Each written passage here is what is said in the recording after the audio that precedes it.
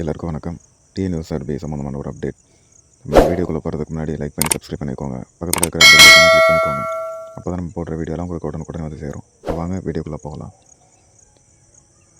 எல்லாருமே கமெண்டில் வந்து எப்போ ஓரல் ரிசல்ட் வரும், கரெக்டான டேட் சொல்லுங்கள் அப்படின்னு சொல்லி கேட்டுக்கிட்டு இருக்கீங்க.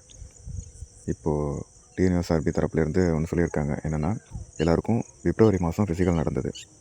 அந்த டயத்தில் ப்ரெக்னெண்ட்டாக இருந்த லேடிஸ், அப்புறம் கோர்ட் ஆர்டரில் சொல்லியிருக்கிற ஜென்ஸ், இவங்க எல்லாருக்கும் ஒரே டேட்டில் ஃபிசிக்கல் கண்டக்ட் பண்ண சொல்லி கோர்ட்டு உத்தரவு போட்டிருக்கு.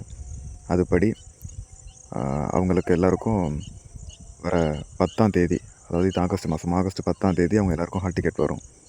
அடுத்தது அவங்களுக்கான ஃபிசிக்கல் 21, 22ஆம் தேதியில் இருக்கும். இன்னையிலேருந்து பார்த்தோம்னா ஒரு 2 வீக்ஸ் டைம்.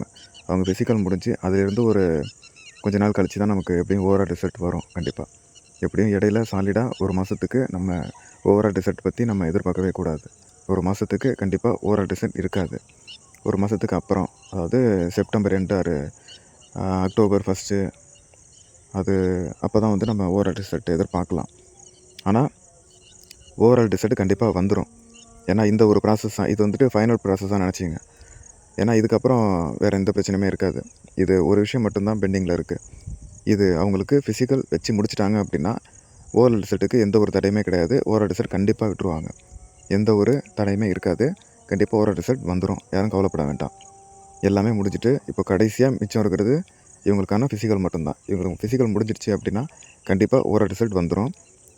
இதுக்கு நடுவில் இந்த ஒரு மாதத்துக்கு ஓரல் ரிசல்ட் கண்டிப்பாக இருக்காது. யாரும் எதிர்பார்த்துக்கிட்டு இருக்க வேண்டாம்.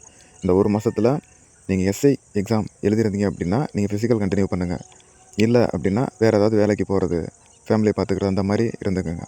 ஏன்னா ஒரு மாதத்துக்கு ஓவரால் ரிசல்ட் கண்டிப்பாக இருக்காது. இன்னையிலேருந்து ஒரு மாதத்துக்கு கணக்கு வச்சிங்க. ஒரு மாதம் கழித்து தான் ஓவரால் ரிசல்ட் வரும். சரிங்களா? Thank you all.